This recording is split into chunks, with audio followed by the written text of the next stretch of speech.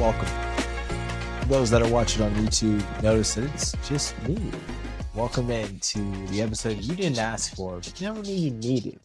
Me by myself. Now, for those that are watching online and listening on wherever you find your podcasts, my lovely co-host Jasmine is not here. That's because she has laryngitis. And this week if its week can be described as anything, it would be chaotic. The best way to say it is God said, listen, the title of this week's episode of it's called Shuffle because everything has changed. We have had quite a chaotic, wild week. All good, everyone's safe, all that good stuff. And man, what happened this week? So let's start off with me. So those of you who don't know, I work all across the state of Ohio, just driving around town, going to different events. I joke with people and tell them I live in coffee shops and bars and restaurants, meeting with people, networking. That's literally the story of my work life. Wednesday was an interesting night. I had a chance to meet with a partner of mine here in the city, and they were hosting an event where we got a chance to meet, OSU legend Mike Doss. First off, hands down, great dude. I enjoyed just having a great conversation with him. Got a chance I won actually a signed hat, and he personalized it to me. So shout out Mike Doss, OSU legend, Indianapolis Colts, Super Bowl champion, former Bengal, the whole nine.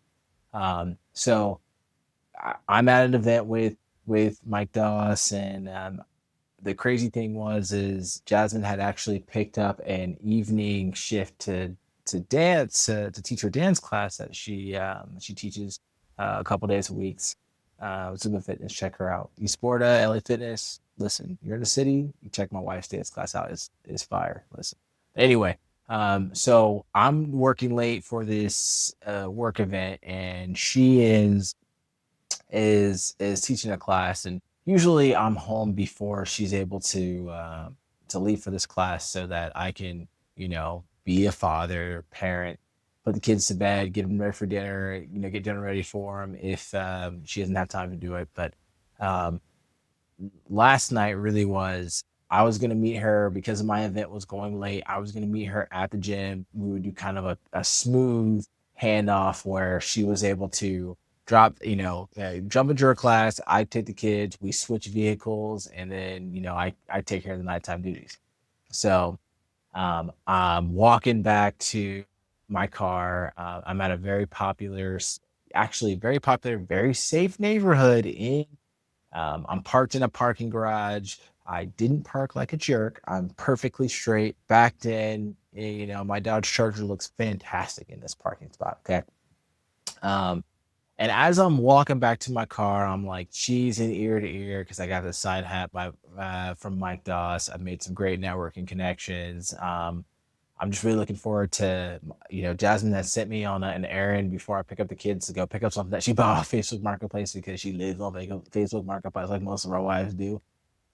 So I'm, walking to my car. There's trick-or-treaters around, and I'm smiling at all the kids' costumes and all the parent costumes, getting ideas for our kids for trick-or-treating this year. And as I'm walking up to my car, I had to do like one of those double takes where I'm like, did I do that? Like, wait, that's not my car. Like, I hit the button, my remote start, and it beeped and it's turned on. I'm like, what is going on? My front bumper, because I backed in. Like I said, didn't park like a jerk. I backed in, very nice, very straight. My front bumper is on the pavement. And I'm like, what's going on? And sure enough, my front headlight, my front driver's side headlight is completely out. Someone has destroyed the front end of my car in the parking lot.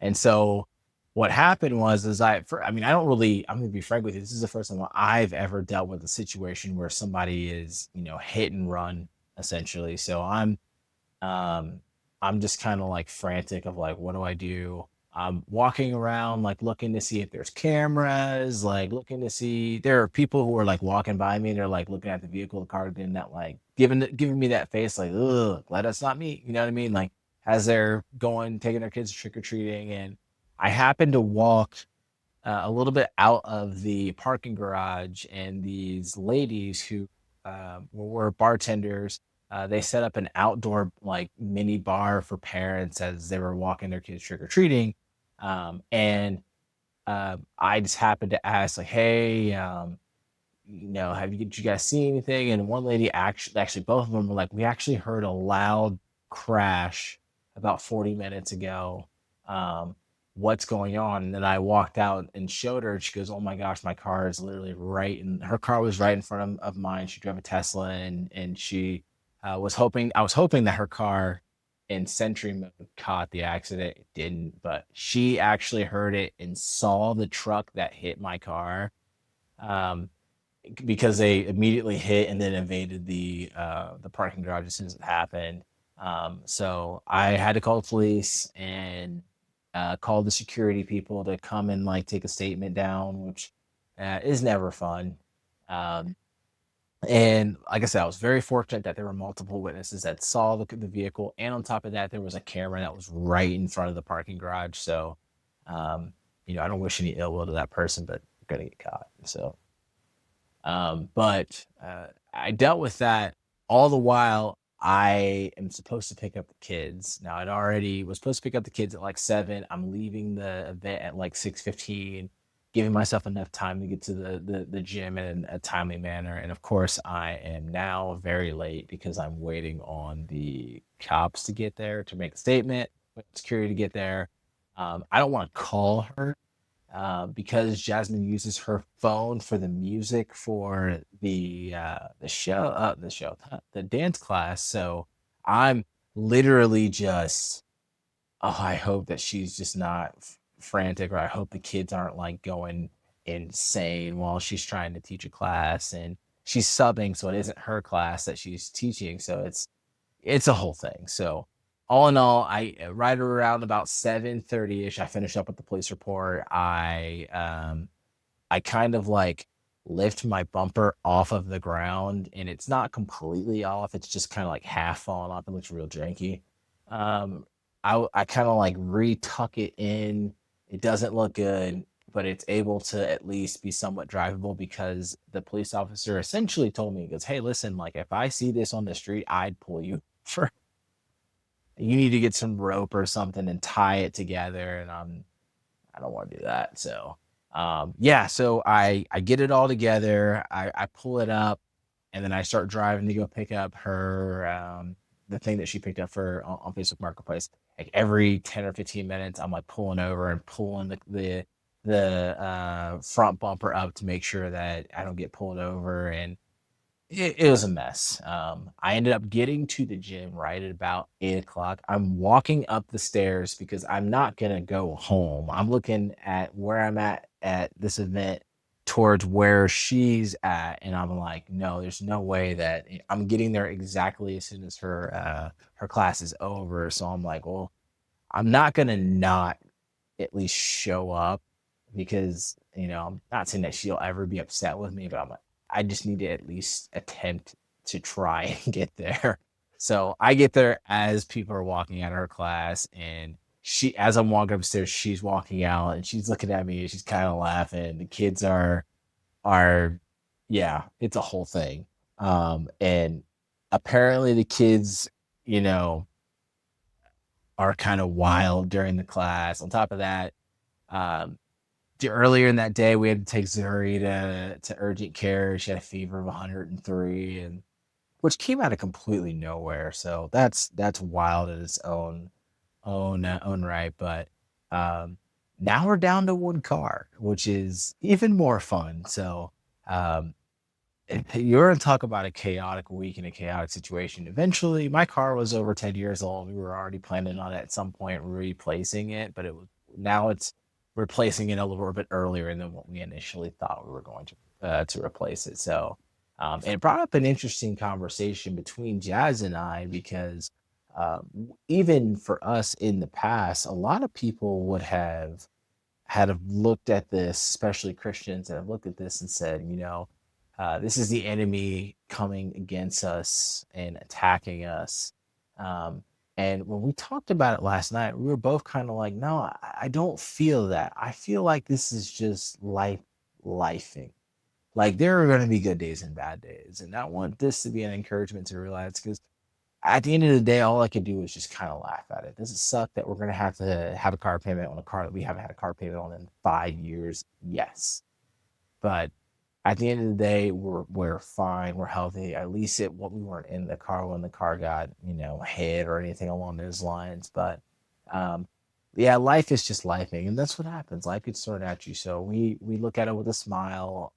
It goes back to what we said, in an episode before. We talked about, will this matter in 5 years? No, no, it won't. It won't. So it's really not that huge. And for those that are probably wondering, no, Justin was not upset. It was a really good laugh for both of us.